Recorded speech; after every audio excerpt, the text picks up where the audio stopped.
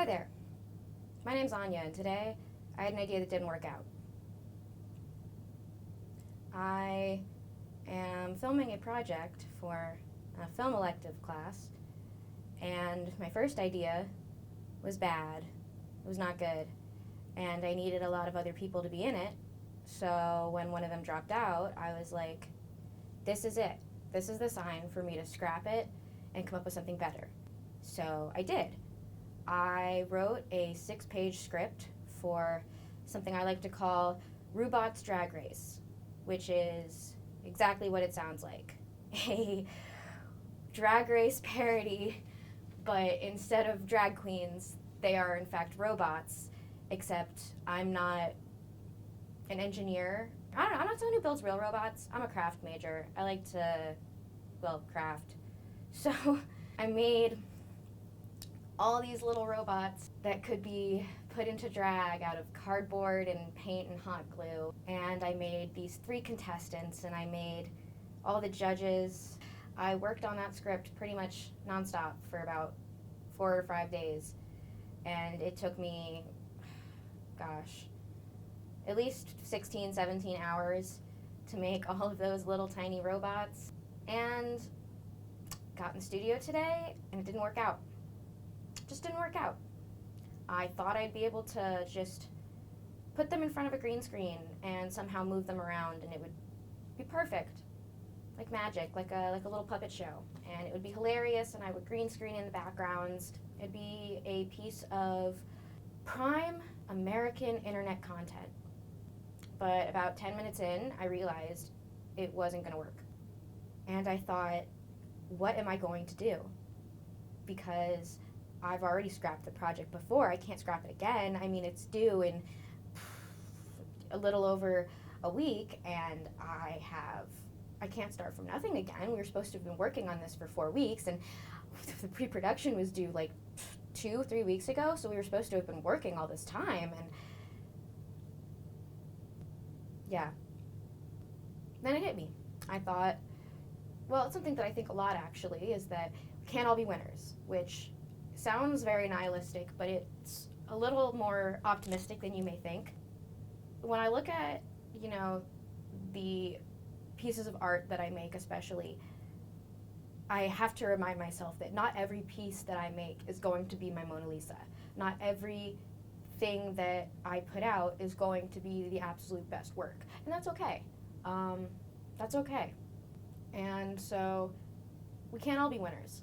Not everyone can get first place, and you gotta feel better about yourself when you're not a winner.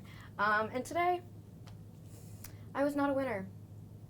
These robots kicked my ass. But I'd like to introduce you to them anyway, because I spent so long on them, and they deserve to see the light. They deserve to have their dreams realized. This here, she's got 2 sides of her. She's a Gemini. It's not a bad thing. It's never a bad thing. This is Bimbot, and she was the first bot of the 3 contestants that I made. She was going to be from www.esthollychrome, aka West Hollywood, and she was going to be that bitch. This is, you might know his brother. His brother's pretty famous. That's Wally, but this is Willie. Wally's gayer older brother that does drag on the weekends. She's from Circuitsburg. She's a fashion queen. She was programmed to do drag, and she would have tore these bitches up.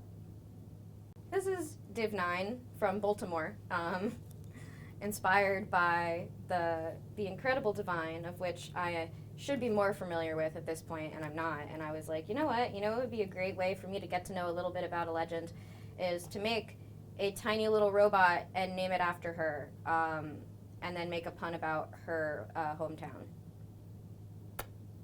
Now my personal favorite of the puns that I thought of, because I thought of a lot, and honestly, it's probably for the best that this script isn't getting aired. But so we've got, of course, Rubot Charles, because it's her show. Rubot Supreme, Motherboard Rue, but you can't have Motherboard Rude without not Motherboard Rude. You can't have Motherboard Rue without her best kitty girl, HDMI shell visage from the mean city streets of, I didn't think of a pun for New Jersey. I wish I did. She has this really cunty little ponytail. I don't know if I can say that in a school project, but since it's based on Drag Race, I'm going to say that I can. It's drag mouth. It's culture. And I'm gay, so I can say that. Anyway, moving on.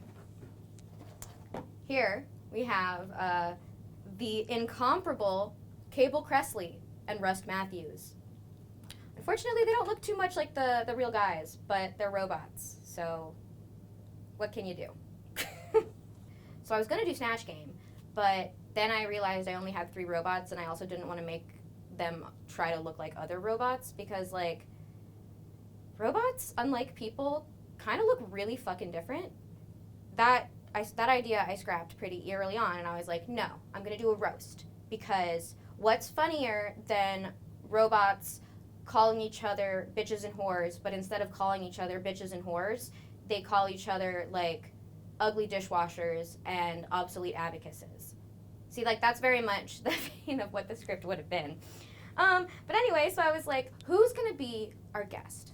Because you always have to have a guest for the roast, the roasty of honor, you know, and I didn't want to make another robot, but I did have this incredibly cursed little doll, and I will come a little closer to the camera so you guys can see. This is a Bluetooth mouse, which was sent to my brother as a birthday gift, and it scared him a little bit. I'm gonna be real, it just showed up in an unmarked box with, I think it came from Ukraine, and so the writing on it was in Cyrillic, and he just opened this box and found this tiny little handmade mouse doll inside that has a wire, a little power cord for a tail, and he's got a single Bluetooth. My brother was like, this is really cursed. You know who would like this is my sister.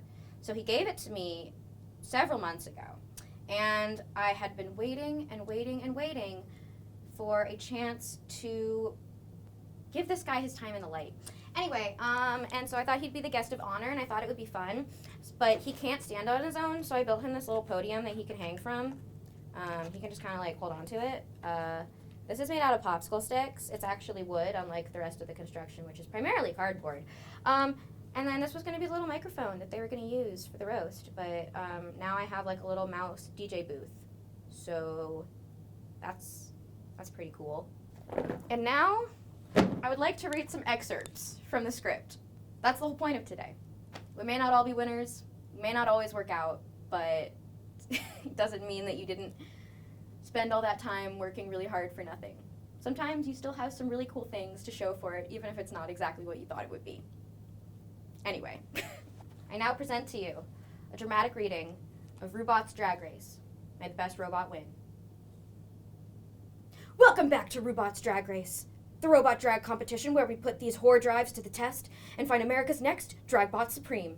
I'm your host, Rubot Charles, supermodel of the World Wide Web, and the winner of Rubot's Drag Race will receive 1,000 bitcoins, as well as 1 year's supply of WD-40, steel bolts, and other beauty and self-care essentials, courtesy of Lowe's Hardware. Let's meet this season's contestants. And then I was going to have them like walk into the little entrance lines, and not all of them are good. But this one I was proud of.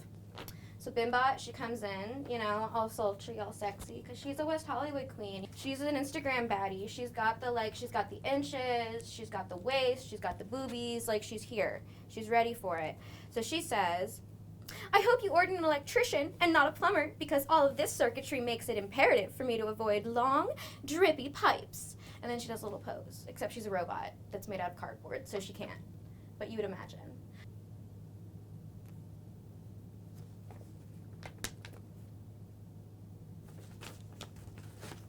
Can you tell how much of this is not funny by how long it's taking me to find something I want to actually read out loud out of context? The amount of times I have in stage directions, they wiggle and cheer because there's only one way to really have a robot with no appendages show emotion. You can just have them wiggle. Have them wiggle a little bit. I don't know. It's for the best.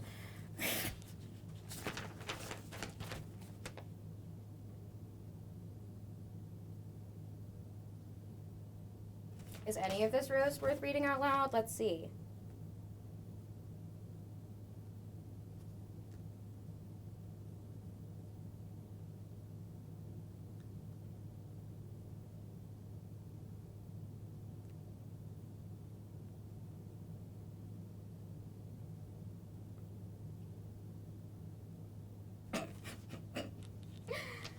Do you ever just read your own jokes and you're like, this is funny to me. I know in my soul that this is funny to me, but I have absolutely no confidence that everybody else will think it's just as funny as I do. Maybe it's because I'm a woman. Maybe it's just because the last time I was seen as acceptably funny was when I was doing competitive improv at the ripe age of 14. Can't all be winners, but I sure was then. My 8th grade year, we were undefeated. All 4 competitions we went to, we won. And let me tell you, that is the only time that I have ever played a sport. Can't all be winners. Sometimes your best ideas never make it off the ground. And that's okay, because you get, hopefully, funnier and better ideas as a result of it. Oh gosh.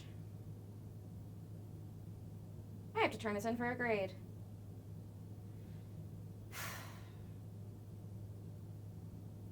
Yeah. Alright, well. Hope you enjoyed that. Don't be so hard on yourself next time everything seems to be falling apart. You will figure it out. I believe in you. Thanks.